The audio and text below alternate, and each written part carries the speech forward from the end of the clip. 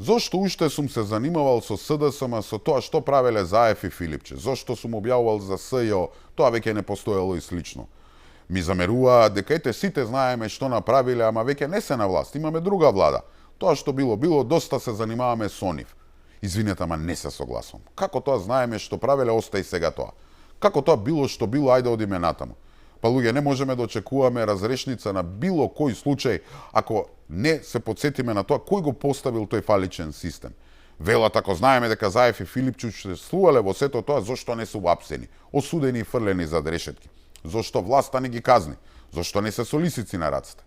Луѓе, власта, односно владата, не е таа што треба да казнува. Таа не смее да суди, пресудува и казнува. Ова не е лов на вештерки. Ова не смее да прерасне во обична одмазда или реваншизам.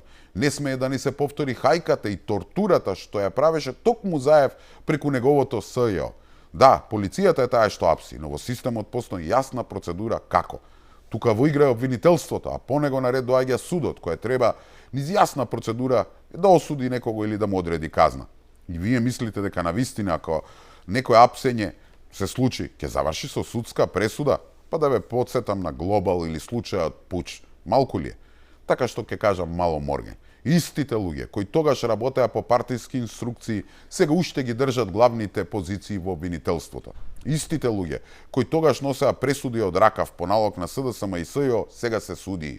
И сега очекувате тие обвинители, тие суди да го осудат или казнат, не знам, Заев или Филипче? Тешко.